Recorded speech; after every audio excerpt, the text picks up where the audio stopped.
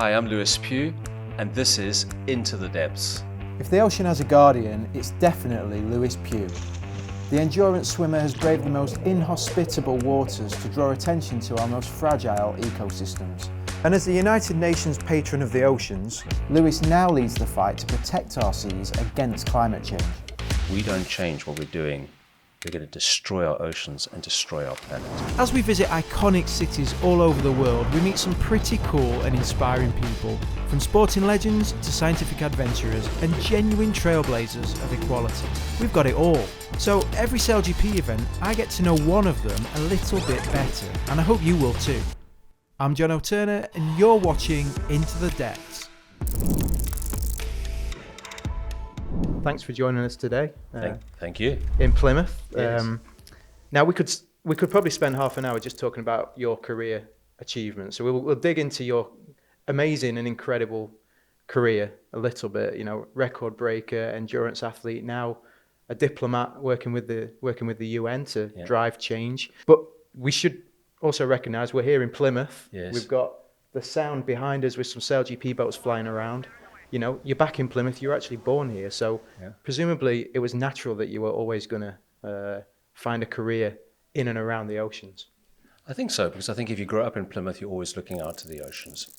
You know, Plymouth describes itself as Britain's ocean city. And if you think about all the great explorers and adventurers, the vast majority came from here, from Plymouth. And so as a young boy, I used to stand up here on the Hoe. In fact, my school was right there on the Hoe. And I used to look out to sea, and I used to dream. And then you moved to Cape Town, Yes. and that's I guess that only reinforced the passion for the ocean. You know, an incredible ocean environment down there. Yeah, I mean, there you're deep in the Southern Ocean. I mean, Cape Town is at a juncture between the Atlantic, the Indian, and the Southern Ocean. And I was at a school, and that school also looked out over the ocean. And I always used to think, 5,000 kilometers south of here is Antarctica. And I had dreamt, even since I was a young boy growing up in here in Plymouth, that one day I would go to Antarctica. And then when we moved down to Cape Town, I was just that little bit closer. I mean, let's get into the swim. A lot of people watching this will know you from some of your incredible feats of swimming, and that began, I guess, at 17, really, with your first big swim, which was from Robben Island to Cape Town. Yes. And I actually really don't know where it started, but I thought one day I want to swim from Robben Island to Cape Town. I have been swimming now for 35 years. I've swum in some of the most incredible places you can imagine. The North Pole, on Mount Everest in a lake, down in Antarctica, underneath a tunnel. But nothing has quite been so wonderful as that feeling when I first put my feet down on that sand, and there were my parents. And then a few years later, you swam the English Channel. Yes, on the English Channel. So that would have been 1992. And you call that the Everest of swimming. Why is that? It's a swim against which every other swim is compared. You know, I've swum across the North Pole, which I can assure you is a very challenging type of place to swim. The water there is minus 1.7. And I can say to people, I've swum across the North Pole, and they'll say, have you swum the English Channel? I first did my swim across the English Channel. The water in middle of August was 18 degrees centigrade. Now that was considered really, really hot. I was in the English Channel a few weeks back, so the middle of July, and the water wasn't 18, it was 21 degrees. So a month earlier. 3 degrees doesn't sound like a lot. It's huge. Wow, in 30 years, that's a huge climb, isn't it? Well, I mean, that's there in the English Channel. When I did my first swim in the Arctic, there, water was 3 degrees. I went back there a few years later. Water's no longer 3. Now it's 10 degrees centigrade. And, you know, when I tell world leaders, they're truly shocked. Wow. And that experience in the Channel in 1992 essentially formed the cornerstone of this challenge, which took over your life for the next almost 2 decades, which was... You, in 2007, I believe, you became the first person to swim, to conduct long swims in the 5 oceans, essentially, right? Yes. I'm a pioneer swimmer. I started comparing myself in some ways to the mountaineers. And remember, there was this challenge to climb the highest mountain on every continents, the 7 summits. And then one day I thought to myself, wow, nobody has done a long distance swim in every ocean of the world. I set aside time to really start preparing myself to try and do this. And to top it off, you did it all in just a Speedo. I do. And that's for 2 reasons. Number one, I love the history of the sport. I love what they call Channel Swimming Association rules. So it's just a cap, it's just a goggle and just Speedos. But also, I started becoming an environmentalist. I started talking about what I was seeing in the oceans and urging world leaders to be courageous, to make the tough decisions to protect the environment. If you're asking a world leader to be courageous, you must also be courageous. And so swimming in a Speedo felt like the right thing to do. You can't swim across the North Pole in a wetsuit or a dry suit and then try to get world leaders to listen to your message. It's an uncomfortable topic. It's an uncomfortable reality to face, and actually you need to be uncomfortable to make the statement as well. Is that kind of what you mean by that? Yeah, correct. And there's a vulnerability to it as well. I think that's why world leaders and media cover these swims, because when you see somebody taking off their clothes, getting down into a Speedo, and then walking across ice and diving into water, which is below zero. So the North Pole, the water is minus 1.7 degrees centigrade, 29 degrees Fahrenheit. It's unbelievably cold. And when you see somebody doing that, your first question is, why? And then the answer is very, very simple. I'm swimming in places which have until recently been frozen over. And I'm doing it to highlight what is happening there and to urge us all now to wake up and to realize that if we don't change what we're doing, we're going to destroy our oceans and destroy our planet. And it's an incredible message and an incredible platform. But first of all, you have to survive that experience. Yeah. What's the brutal reality of swimming in sub-zero temperatures? What do you have to put your body through to prepare yourself for that? These areas where I'm swimming are high consequence environments. So let's say you're in the Arctic and you swim in seawater, which is zero.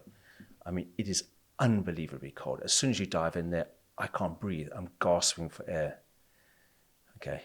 The difference in 0 and minus 1.7, giving a mountaineering analogy, is a difference between climbing Kilimanjaro and climbing K2 in winter. It is that big. Wow. It's exponential. You go down that 1.7 degrees, it is absolutely massive.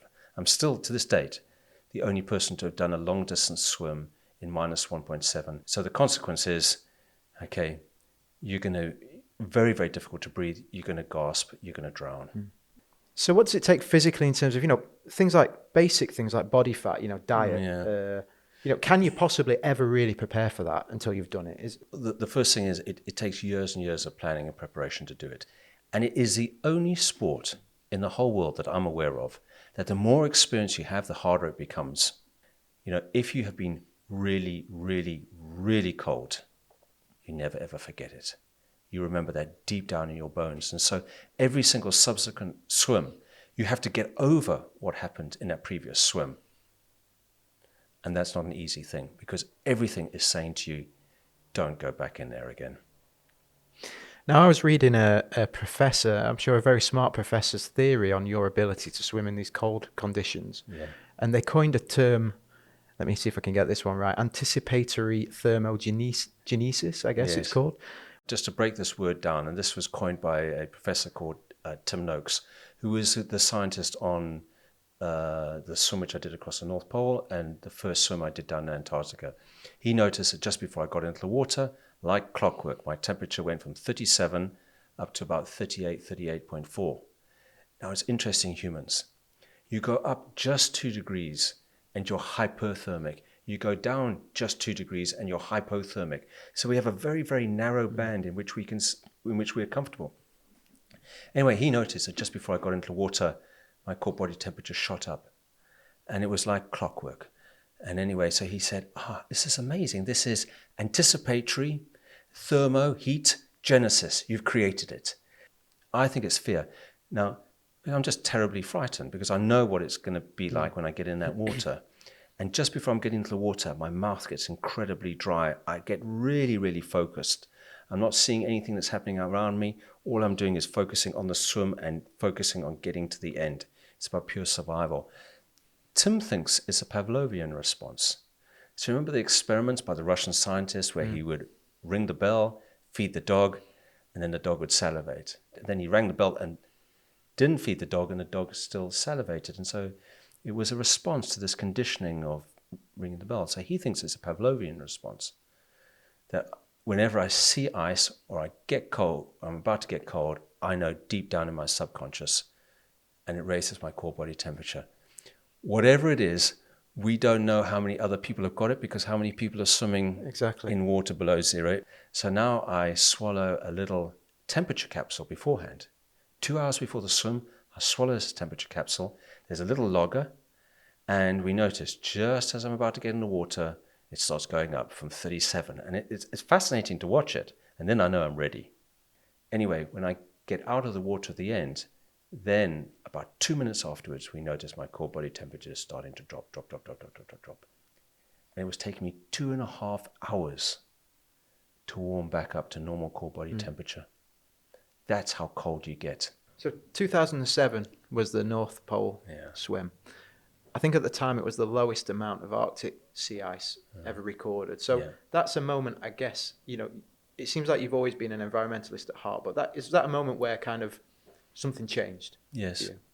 I came out with a renewed realization that what we had witnessed there at the North Pole, this massive open patches of sea all over the Arctic, that this was a defining moment in the history of the planet, and I had a deep responsibility now to share this message.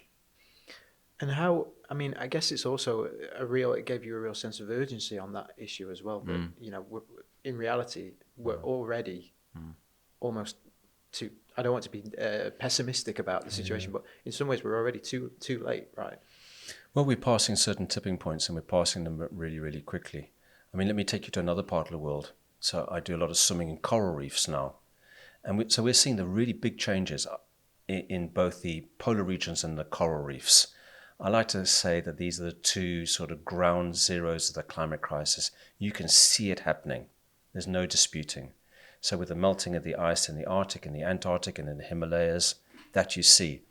In the coral reefs, well, the water temperature there, if it rises just a little bit, it kills the coral. And the science is really, really frightening.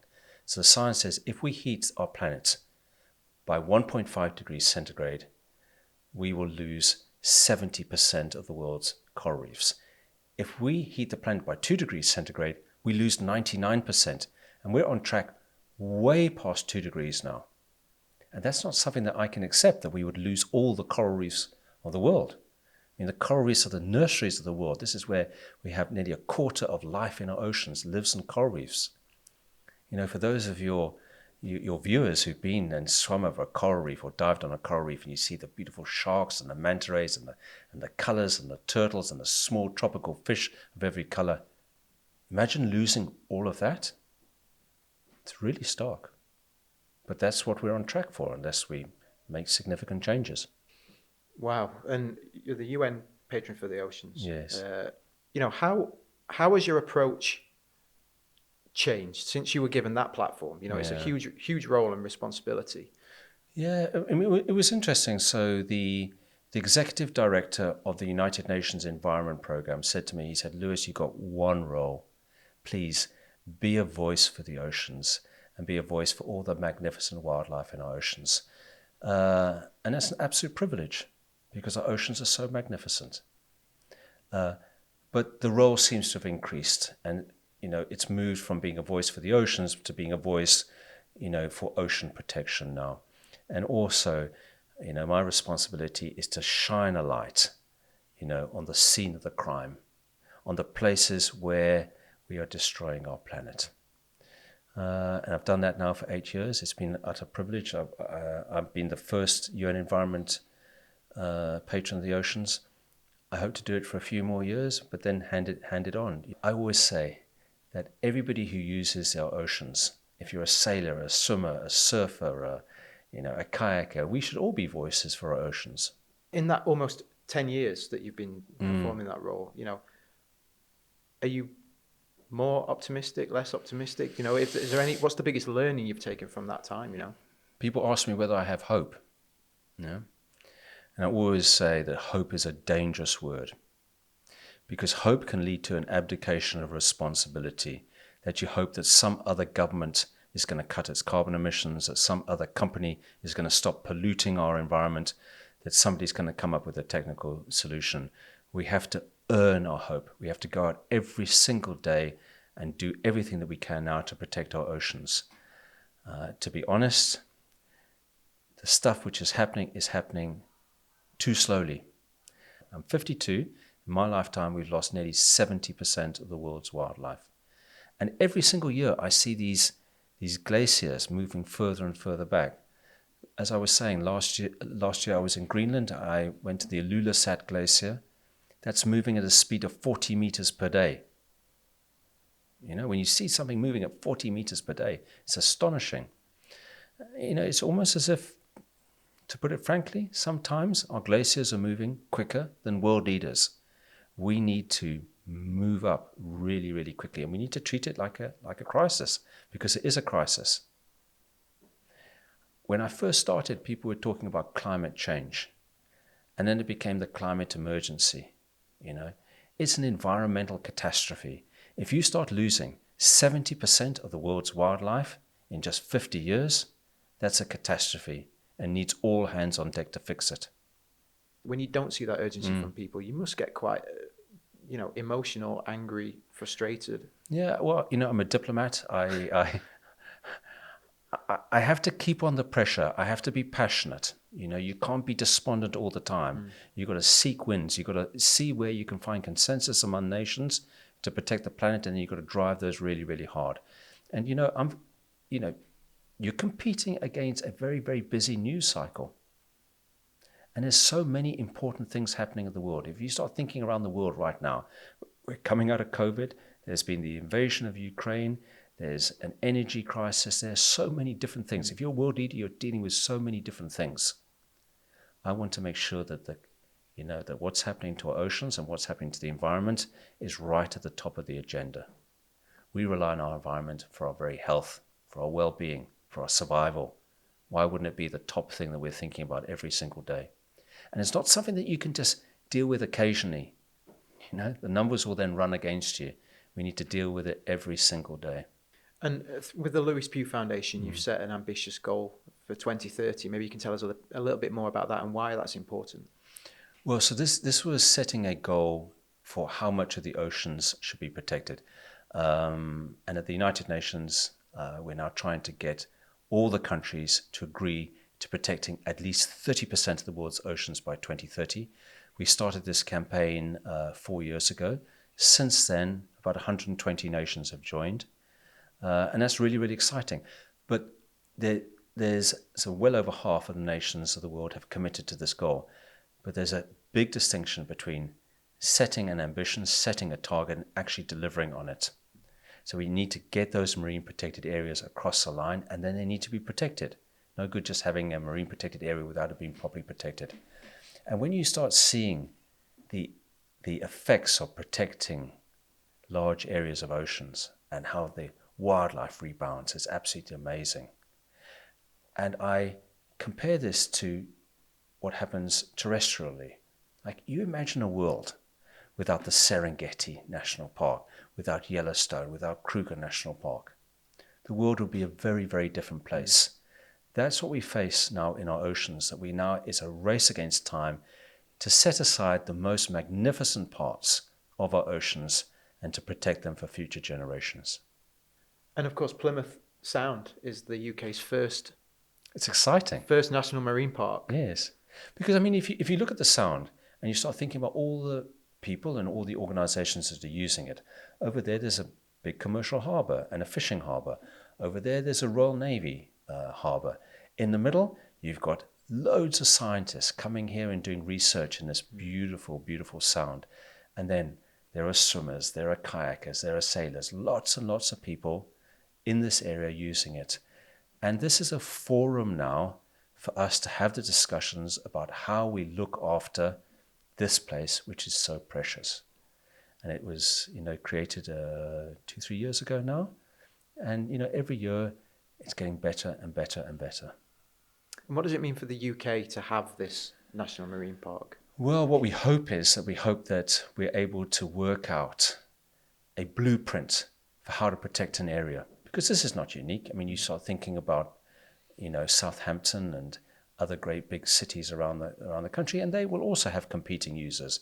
They'll have navies, they'll have commercial harbors, they'll have fishermen, they'll have ordinary members of the public who like to sail, they'll have swimmers. How do you ensure that all of them can work together to properly protect an area? Yeah. So it's about collaboration, essentially, and communication. Yes, it's about collaboration and communication, but it's also, we must never ever forget, protecting the environment now is the defining issue of our generation.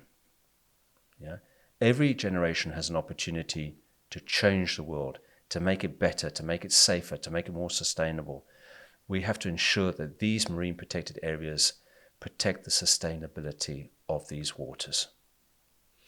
Just briefly on the UN Sustainable Development Goals. Yeah. It's a really interesting and valuable framework because it's a common language that we can use to speak between, businesses, governments, different entities. Is it fair to say that you think, businesses around the world, and if they're not actually close to the sea or they don't work in the marine sector, do you think they underestimate the impact that they have? I think we all underestimate the impact we're having on the oceans. We all rely on the oceans, not just for the air which we breathe, but it impacts the climate, but also, the oceans provide so much food for people around the world. So oceans are absolutely essential. Our oceans are 70% of the world. Think about that. The vast majority of our planet are oceans, and we do forget the impact which we have on our oceans. We've got SailGP in the Sound this weekend, second time in Plymouth. It's going to be a fantastic event. You're going to be going out on one of the F50s yourself and experiencing that. Have you been out on this kind of boat before? No, never. I'm really excited. Do you think you'll be more comfortable on board or in the water? Well, what I do know is that if I fall overboard, I'll be okay. Because I see how fast they go, and occasionally you see people fall overboard, or sometimes they crash. Certainly, I'll feel okay if I get thrown overboard. Yeah. And SailGP is a relatively, in the grander scheme of things, it's a relatively new kind of sports league. It's less than 5 years old essentially since it began. But they're making waves in sport and in sustainability. They're really leading the charge in terms of how to deliver and transition, global events, particularly, which historically, create a decent amount of negative impact. They're really working hard to transition into a more positive impact. So what's your view on something like SailGP and the power that sport can have to spread a message? This is simply the most exciting part of SailGP. Yep. I mean, watching 9 teams racing against each other across Plymouth Sound is really exciting. But the fact that they're starting to talk about sustainability for me is really exceptional. And I always think that if you use the ocean, you have a special responsibility to always protect it. Now, how amazing it is that a sport like sailing, which has such a huge global audience, is now speaking about the environment and about protecting the oceans. And imagine if we have a circumstance where you have swimmers, surfers, sailors, windsurfers, kayakers, rowers, divers, everybody who uses the ocean speaking up as one voice, then you have impact. And speaking of impact, it's a year actually since SailGP launched the Impact League, which is quite a groundbreaking part of SailGP. It's a championship that runs on shore. So essentially all the teams are scored on their positive impact. Yeah. And I think what's nice about that, as the Danish team, we're involved in that with our partners Rockwell and One Ocean Foundation. We're actually leading that right now. But I think that what's nice about it is it focuses on the small things, the waste management, the fuel use in the chase boats on the water. It really leaves no stone unturned. And I think what it shows is that this transition is not always glamorous and it's not always easy. It's the small things that actually everyone can make small changes, right? So I'm sure you get people come up to you all the time and say, Lewis, you've convinced me. I want to make a change. What can I do? And it's hard as an individual sometimes to feel that you can do almost anything. Yes. in a sense, because it's such a grand, big problem. So what's your response to people who want to help and really want to go and make a change to protect the ocean? First of all, thank you. Yeah, because there are some people who are indifferent to damaging the environment. And that seems such an odd response. Why would we want to leave an environment to our children which is unsustainable? But the second point I say to them is that every single purchase which we make on a daily basis is a decision about our future, whether that's the clothes we wear, the food we eat, how we get to school, how we take our children to school, how we get to work, how we heat our homes, how we cool our homes. Every single one of those is a decision about our future. And I'm asking people to be really conscious about the decisions they make on a daily basis. And, when they're purchasing something, please look for the most sustainable option. And if you don't know what it is, we need to educate ourselves. We need to become environmentally literate. All of us need to become environmentally literate. And you start thinking about the impact which that has across, all the people who watch sailing. That starts having a big impact.